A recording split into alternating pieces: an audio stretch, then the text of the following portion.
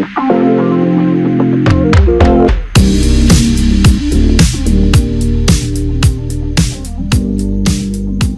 datang dan selamat bergabung kembali. Masih dalam pembahasan bagaimana cara menghitung PPh 21. Kali ini kita akan melanjutkan perhitungan cara menghitung dari PPh 21 tenaga ahli, khususnya lebih detail tentang penghasilan seorang dokter. Mari kita berdiskusi dan berbagi pengalaman di sini saja.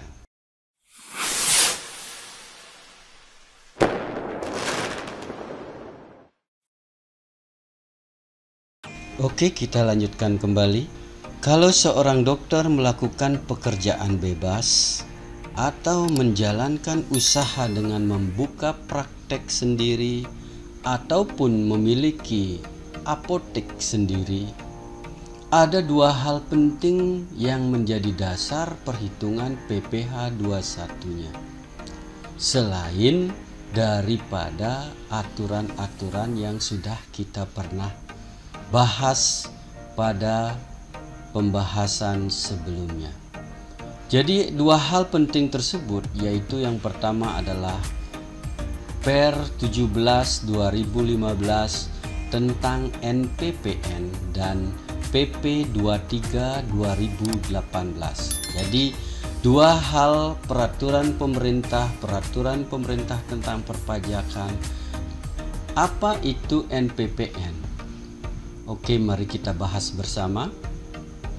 NPPN itu adalah norma penghitungan penghasilan neto. Merupakan suatu cara atau suatu norma yang dipergunakan untuk menyederhanakan penghitungan dalam menentukan penghasilan neto. Wajib pajak pribadi atau perorangan dengan pendapatan di bawah 4,8 miliar rupiah per tahun diperbolehkan menggunakan NPPN dengan tetap melapor ke kantor pajak atas penggunaannya maksimal 3 bulan dari awal tahun pajaknya atau bersamaan pada saat melaporkan SPT tahunan. Nah, di situ kita lanjut. NPPN itu siapa saja yang bisa menggunakan? Di situ. Jadi NPPN dapat digunakan bagi yang pertama tenaga ahli dan pekerjaan bebas lainnya.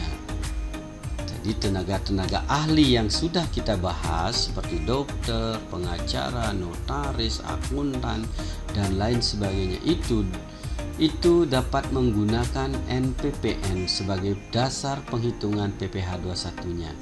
Yang kedua, olahragawan juga bisa menggunakan perhitungan dengan menggunakan NPPN.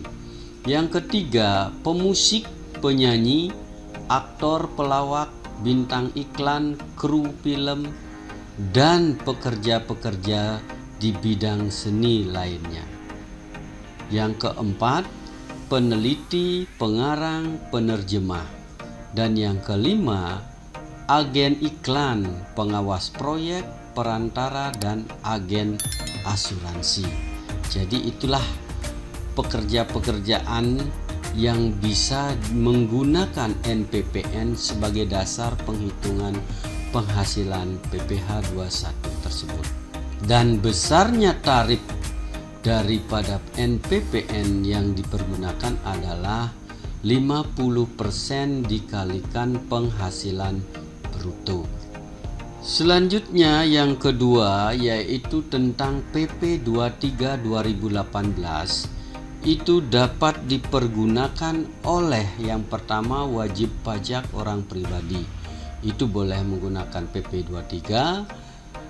Yang kedua wajib pajak badan seperti koperasi, CP itu adalah komanditer penotskap dan firma. Begitu juga dengan PT perseroan terbatas yang memiliki atau memperoleh penghasilan dengan peredaran bruto tidak lebih dari 4,8 miliar dalam 1 tahun pajak. Itu boleh menggunakan PP 23 2018. Itu besarnya tarif adalah 0,5% dikalikan penghasilan bruto dan bersifat final. Ini bersifat final. Jadi ada batasan-batasan waktu yang harus diperhatikan oleh wajib pajak di dalam melakukan penghitungan pajak penghasilannya kalau menggunakan PP 23 2018. Yaitu misalnya 7 tahun itu untuk wajib pajak pribadi, itu batasan waktunya. 4 tahun wajib pajak badan seperti koperasi, CP, dan firma. Dan 3 tahun itu untuk wajib pajak badan yang berbentuk PD. Nah, jadi ini ada batasan-batasan waktu yang perlu diperhatikan oleh wajib pajak dalam menggunakan PP 23 tahun 2018. Nah, untuk lebih jelasnya, mari kita melihat ataupun membahas contoh kasus yang akan kita coba untuk bahas untuk bisa lebih mengerti tentang apa yang kita pelajari atau apa yang kita bahas mengenai norma dan mengenai PP 23 2018 tersebut. Contoh kasusnya adalah Dr. Agus sudah menikah, mempunyai 4 orang anak, bekerja di rumah sakit swasta sebagai pegawai tetap. Dengan total penghasilan setahun adalah 240 juta rupiah. Juga bekerja di rumah sakit swasta dengan kontrak bagi hasil. Jadi Dr. Agus juga bekerja praktek di rumah sakit swasta tersebut dengan kontrak bagi hasil, yaitu 80% diterima sebagai jasa dokter dan 20%-nya adalah untuk pendapatan rumah sakit. Dengan perincian per bulan sebagai berikut: bulan Januari 20 juta rupiah, Februari 15 juta rupiah, Maret 25 juta rupiah, April 35 juta rupiah, Mei 30 juta rupiah, Juni 40 juta rupiah, Juli 50 juta rupiah, Agustus 45 juta rupiah, September 34 juta rupiah, Oktober 38 juta rupiah, November 44 juta rupiah, dan Desember 42 juta rupiah. Ini nanti kita bisa lihat di dalam tabel. Di samping itu, Dr. Agus juga membuka praktek pribadi di rumahnya dengan pendapatan kumulatif setahun sebesar 500 juta rupiah dan usaha apotek dengan omset per tahunnya adalah 250 juta rupiah. Berapakah PPh 21 terhutang setahun Dr. Agus? Kita jawab dari pertanyaan itu, kita jabarkan. Penghasilan bruto setahun yang dia peroleh adalah 240 juta. Kemudian pengurang penghasilan itu biaya jabatan 5% dikalikan penghasilan bruto 240 juta dan maksimalnya adalah 6 juta. Jadi 5% dikalikan 240 juta itu lebih besar dari 6 juta rupiah, berarti yang kita pakai adalah maksimalnya 6 juta rupiah. Kemudian penghasilan neto setahun itu penghasilan bruto kita kurangi dengan pengurang penghasilan 240 juta, kita kurangi 6 juta rupiah, hasilnya adalah 234 juta rupiah. Itu adalah penghasilan neto setahun. Kemudian kita kurangkan juga dengan PTKP, di mana Dr. Agus mempunyai 4 orang anak, tetapi ada aturan khusus bahwa tanggungan itu maksimal adalah 3 tanggungan. Jadi besarnya tarif PTKP itu adalah untuk K3 72 juta. Jadi penghasilan itu dikurangi PTKP, itulah penghasilan kena pajak setahun, yaitu 162 juta rupiah. 162 juta rupiah kita akan kenakan tarif karena dia lebih besar daripada 50 juta, maka kita akan kenakan tarif yang pertama adalah 5% dikalikan 50 juta, hasilnya adalah 2.500.000. Kemudian tarif yang kedua adalah 15% kita kalikan 112 juta sebagai kekurangan dari 50 juta itu. Jadi 162 juta kita kurangi 50 juta itu adalah 112 juta, kita kalikan dengan tarif yang kedua adalah 15% yang hasilnya adalah 16.800.000 rupiah. Kita total menjadi PPh 21 terhutang setahun adalah 19.300.000 rupiah. Kita jawab ke pertanyaan yang kedua, kasus yang kedua, di mana Dr. Agus bekerja atau praktek dengan bagi hasil dengan rumah sakit 80% dan 20%. Jadi inilah tabel per bulan yang didapatkan Dr. Agus dari hasil 80%-nya itu. Jadi Januari sampai Desember itu besarnya adalah totalnya setahun menjadi 418 juta rupiah seperti yang nampak di dalam tabel. Itu merupakan sudah penghasilan 80%-nya yang didapatkan Dr. Agus. Nah, setelah kita tahu penghasilan setahunnya dari jasa dokter praktek di rumah sakit tersebut bagi hasil itu, maka kita akan bisa hitung dalam bentuk tabel juga. Lebih mudah kita melihat di dalam tabel karena di sini ada pendapatan kumulatif yang akan dikenakan tarif. Jadi perubahan tarifnya itu terjadi di bulan Mei karena di bulan Mei sudah melebihi daripada 50 juta rupiah. Jadi di bulan Mei akan dikenakan dua tarif yang 2,5 juta atau 2.500.000 itu kena tarif 5%, itu hasilnya sudah ternampak di dalam tabel. Begitu pula yang sisanya dari 30 juta itu dari 15 juta itu adalah 12.500.000 rupiah itu dikalikan 15%. Jadi kena dua tarif di bulan Mei.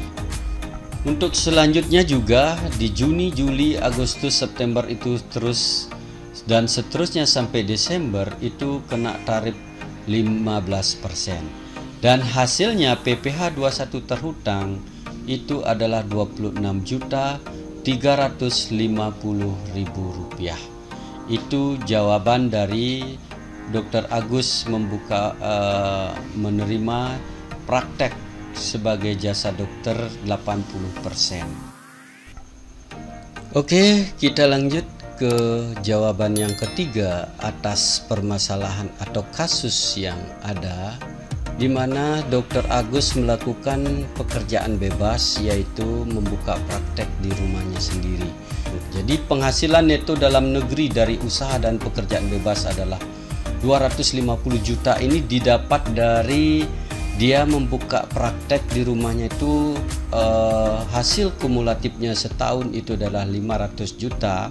Maka dasar pengenaan pajaknya adalah 5%, 50% kita kalikan dengan penghasilan brutonya, mendapatkan penghasilan neto setahun itu adalah 250 juta. Kemudian penghasilan neto dalam negeri sehubungan dengan pekerjaan sebagai pegawai tetap di rumah sakit itu adalah 234 juta. Ini kita total menghasilkan penghasilan neto setahun yaitu 484 juta rupiah. Kemudian kita kurangkan dengan PTKP di mana Dr. Agus itu mempunyai 4 anak, tetapi kita maksimal dalam undang-undang perpajakan itu tanggungan adalah 3 tanggungan K3, yaitu besarnya adalah 72 juta rupiah. Ini kita kurangkan dengan penghasilan neto, itu akan memperoleh penghasilan kena pajak yaitu 484 juta kita kurangkan dengan 72 juta, hasilnya adalah 412 juta rupiah. Kemudian tarif yang kita kenakan yang pertama adalah 5%, kita kalikan 50 juta, hasilnya adalah 2.500.000 rupiah. Kemudian tarif yang kedua adalah 15%, kita kalikan 200 juta, hasilnya adalah 30 juta rupiah. Kemudian tarif yang ketiga adalah 25% dikalikan 162 juta rupiah, itu hasilnya adalah 40.500.000. Kita total menjadi PPh 21 terhutang setahun adalah 73 juta rupiah. Kemudian dari PPh 21 terhutang sebesar 73 juta rupiah itu kita kurangkan dengan jumlah PPh 21 yang telah dipotong oleh pihak rumah sakit, yaitu adalah 19.300.000 rupiah. Dan ini sudah kita dapatkan bukti potongnya. Dr. Agus sudah mendapatkan bukti potongnya. Jadi PPh 21 yang harus dibayar sendiri adalah 53.700.000 rupiah. Inilah PPh 21 yang terhutang yang harus dilunasi oleh Dr. Agus sebesar 53.700.000 rupiah. Nah, kita akan menginjak ke jawaban yang keempat, yaitu di mana Dr. Agus mempunyai usaha apotek yang besarnya bruto yang diperoleh atau omset yang diperoleh setahun adalah 250 juta rupiah. Jadi di sini kita akan mengenakan dasar pengenaan pajaknya adalah PP 23 2018, yaitu besarnya adalah 0,5%, kita kalikan 250 juta rupiah, hasilnya adalah 1.250.000 rupiah. Inilah PPh 21 terhutang final dari usaha apoteknya Dr. Agus, besarnya adalah 1.250.000 rupiah. Jadi dari menjumlahkan berapa total daripada PPh 21 terhutang setahun dari Dr. Agus adalah yang pertama, PPh 21 yang dipotong oleh pihak rumah sakit besarnya adalah 19.300.000 rupiah. PPh 21 atas jasa praktek di rumah sakit besarnya adalah 26.350.000 rupiah. Yang ketiga, PPh 21 atas pekerjaan bebas atau praktek sendiri itu besarnya adalah 53.700.000 rupiah. Dan yang terakhir adalah PPh 21 final dari usaha apotek, penghasilannya itu dari usaha apotek besarnya adalah 1.250.000 rupiah. Jadi total daripada PPh 21 terhutang setahun Dr. Agus adalah 100.600.000 rupiah. Jadi itulah contoh daripada kasus yang kita bahas, dan saya berharap juga bisa kita pahami bersama. Masyarakat atau teman-teman tidak usah menjadi beban pikiran bahwa pajak itu adalah rumit. Anda mendapatkan manfaat, saya menjadi bersemangat. Terima kasih atas perhatiannya dan supportnya selama ini. Kita bertemu kembali dalam pembahasan berikutnya.